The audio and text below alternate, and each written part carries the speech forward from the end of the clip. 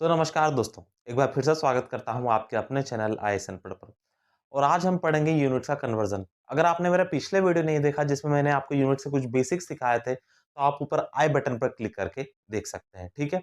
आज मैं आपको बताऊंगा यूनिट्स का कन्वर्जन कैसे किया है, जिसमें अगर आपको हाईएस्ट यूनिट से जो बिगर यूनिट है इससे स्मॉलर यूनिट पर जाना हो और स्मॉलर से अगर बिगेस्ट यूनिट पर आना हो, तो आपको क्या करना पड़ेगा, ठीक है? तो पहले मैं स्टार्ट करता हूँ, बताता हूँ आपको। जैसे मान लो अगर आपकी कोई बिगेस्ट यूनिट है, ठीक है? बिगेस्ट यूनिट क्या हो गई यहाँ पे? सबसे बड़ी मैंने आपको कल बताई थी, किलो यहाँ पर बिगेस्ट है और स्मॉलेस्ट आपकी यहाँ पर मिली हो गई, ठीक है? अगर इस इतने टेबल की बात करूँ मैं, तो बिगेस्ट यूनिट से अगर आप स्मॉलेस्ट यूनिट पर जाते हो, ठीक है? तो आपको करना पड़ेगा मल्टीप्लाई। क्या करना पड़ेगा आपको?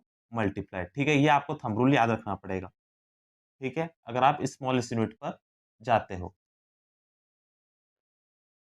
स्मॉलेस्ट यूनिट पर अगर आप जाते हो, वो कैसे मैं बताऊँगा एग्ज़ाम्पल थ्रू। और अगर आप स्मॉलेस्ट यूनिट से बिगेस्ट यूनिट पर आते हो, तो आपको करना पड़ेगा डिवाइड। क्या करना पड़ेगा? डिवाइड। अब किसका किस में करना पड़ेगा वो मैं आपको बताता हूँ। देखियो, अगर ये आपको कांसेप्ट समझ में आ गया तो मैं एक एग्जांपल के थ्रू समझाता हूँ। देखो, सबसे पहले अगर आपने मैं इसको मिटा देता हूँ ताकि आप चलो मैं नहीं मिटाता इसको आपको देखना पड़ेगा। देखिए, मैंने आपको बताया था किलो, हेक्टो, डेका। अब यहाँ पे आपको चाहे ग्राम आ जाए, मीटर आ जाए, लीटर आ जाए, डेसी, सेंटी, मिली, ठीक है?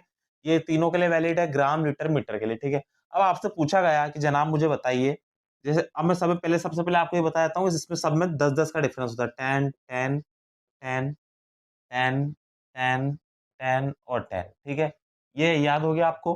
अब करना कुछ नहीं, सबसे पहले मान लो क्वेश्चन आया, आपसे पूछा है कि 1 किलोग्राम में कितने ग्राम होते हैं, ठीक है? ये आपका क्वेश्चन आया। तो आपको ध्यान देना है, अब ध्यान देना बिल्कुल सोच समझ के देखना। 1 किलोग्राम क्या है यहाँ पे, ठीक है? ये हमारा ग्राम हो गया, इसको हम ग्राम लिख लेते हैं यहाँ पे। तो ये सभी ग्राम हो जाएँगे, हेक्टोग्राम, डेकाग्राम, ये ग्राम हो जाएगा, यहाँ से हम ये मीटर और लीटर हटा देते हैं फिलहाल, ये ग्राम बन गया। ये फिर हमारा डेसी, ग्राम, सेंटीग्राम, मिलीग्राम। अब आपसे पूछा गया कि 1 किलोग्राम में कितने ग्राम? तो ग्राम तो यहाँ पर है और किलोग्राम यहाँ पर है।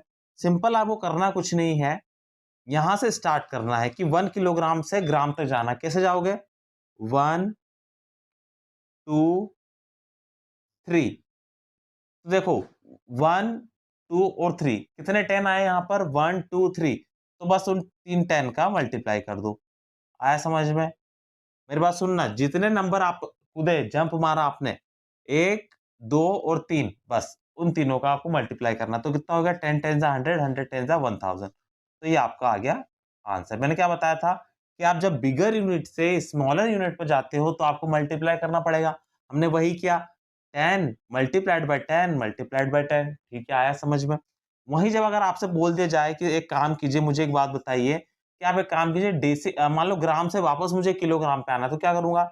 देखिए 1 ग्राम इज़ इक्वल टू कितना किलोग्राम?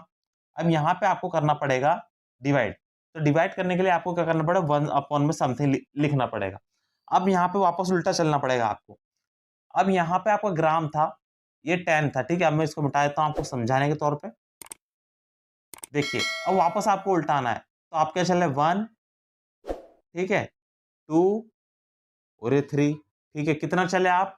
1 अपॉन में 10 मल्टीप्लाइड बाय 10 मल्टीप्लाइड बाय 10, तो कितना आया? 1 अपॉन में 1000 किलोग्राम। होप आपको ये दिख रहा हो, आ रहा हो ये वीडियो में, ठीक है? तो 1 ग्राम कितना हो गया? 1 अपॉन 1000 किलोग्राम। ऐसे ही आप दूसरी यूनिट का भी कर सकते हैं। जैसे एक और एग्जांपल थोड़ा समझते हैं। जैसे ये हो गया किलोग्राम। मान लो आपका कुछ आ जाए, ये सभी के लिए वैलिड है। ये जो मैंने फॉर्मूला बताया ना, बिगेस्ट यूनिट से स्मॉल यूनिट पर जाना, ये स्मॉल और स्मॉलेस्ट से बिगेस्ट यूनिट पर जाना।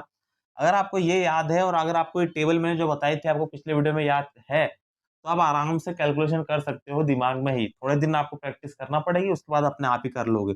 अब आपका मान लो क्वेश्चन आया कि मुझे बताइए कि 1 डेसीग्राम में, ठीक है, कितने मिलीग्राम होते हैं? How much milligram? तो क्या करा आपने? कुछ नहीं करा। डेसीग्राम क्या था? यहाँ पर था। आप कितना चले? 1, 2। तो आपको क्या करा? यहाँ पे 1 और 2, 2 आप 10 कूदे, 1, 2, 10 10 100, तो ये आपका आ गया 100 मिलीग्राम। ठीक है? कितने? 1 डेसीग्राम में आपका हो गया 1 डेसीग्राम में आपका हो गया कितना? 100 मिलीग्राम। उसी तरीके से बोल दिया कि भैया मिलीग्राम में कितने किलोग्राम होते हैं? अब आपसे क्वेश्चन पूछ दिया जाए कि मुझे बताइए कि 1 मिलीग्राम में, ठीक है, हाउ मच केजी, कितने किलोग्राम होता है 1 मिलीग्राम में। तो आपको क्या करना है, उल्टा वापस चलना है यहाँ से, जंप मारते हुए 1, 2, 3, ठीक है? फिर ये 4, 5 और ये 6, ठीक है? तो 1 अपॉन में 1, 2, 3, 4, 5, 6। अब चाहे तो 10 का मल्टीप्लाई 6 बार करूँ, तो भी वही आएगा और चाहे फिर आप ऐसे भी लिख सकते हैं, ठीक है? अब आपको मालूम है कोई बोल दे कि सर मुझे एक काम करो, ये तो आपका आंसर हो गया। अब कोई ये बोल दे कि इसको मुझे डेसिमल में कन्वर्ट करना है, तो आपको मैंने बताया था डेसिमल में कन्वर्ट करना आपको स्टार्टिंग में बताया था, अगर आपको ध्यान हो तो। कैसे कर सकते हो देखो, अगर यहाँ पे आपको दिख रहा हो तो नीचे क्योंकि आपको दिखेगा नहीं, तो मैंने आपको बताया था कि 1 मिलीग्राम लिखा है और आपको जितने ज़ीरो हैं 1, 2, 3, 4, 5, 6, ठीक है? ऊपर वाले डिजिट के बाद उतने ही डिजिट के बाद संख्या के बाद डेसिमल लग जाएगा। तो 1 उतारा, 1, 2, 3, 4, 5, 1, 2, 3, 4, 5, 6 और ये डेसिमल, ठीक है? तो ये आपका आ गया केजी, ठीक है? इसी को हम ऐसे भी लिख सकते हैं। आया समझ में? होप आपको दिख रहा होगा, समझ में आ रहा होगा, नीचे अगर दिखे ना तो, ठीक है? तो उम्मीद करूँगा कि ये आपको समझ में आया होगा।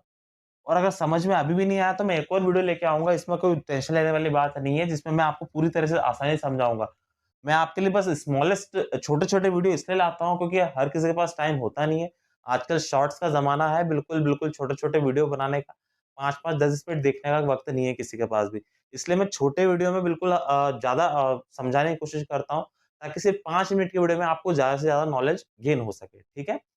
और ये एक बार ट्राई कीजिएगा, अगर फिर भी समझ नहीं आता है तो हम इसके और मैं बहुत सारे वीडियो लाऊँगा, जिसमें हम प्रैक्टिस भी करेंगे बाकायदा, कोई दिक्कत नहीं है, आराम से इसको हफ्ता भर देंगे, ताकि आप मेज़रमेंट में कोई गलती ना करें क्योंकि ये आपको हर जगह काम आएगा, चाहे आप टेक्निकल फ़ील्ड लें, नॉन टेक्निकल फ़ील्ड लें, चाहे आप पढ़ाई करें या ना करें, अपनी लाइफ़ में भी मैंने जैसा आपको बताया था, लाइफ़ में भी हर जगह काम आना ही आना है, ठीक है? अगर आप दरवाज़ा बनवाते हैं, खिड़की बनवाते हैं, तो वहाँ पे भी एमएम से चलती है हर चीज़ें कि भैया दरवाज़ा इतना एमएम का होना चाहिए, इतनी मोटाई होना चाहिए, इतनी थिकनेस होना चाहिए, ठीक है? अगर टाइल्स होती है, टाइल्स लगवा रहे हैं तो भाई साहब आप अगर टाइल्स वाले भी होता है तो टाइल्स लगातार चूड़ी इतने एमएम रखना पड़ेगी, ठीक है? आप ईंट बनाते हैं, दीवार बनाते हैं तो दीवार कितनी स्ट्रेट होना चाहिए, नहीं होना चाहिए, ठीक है? हर जगह एमएम का, सेंटीमीटर का, ठीक है? हर जगह मीटर का यूज़ होता ही होता है, ठीक है? तो उम्मीद करूँगा ये वीडियो समझ में आया होगा, पढ़ाई आपको समझ में आई होगी। अगर समझ में आया तो लाइक करें, शेयर करें और सब्सक्राइब करें आपके अपने चैनल आईएएस अनपढ़ को। मिलता हूँ अगले वीडियो में, तब तक के लिए धन्यवाद।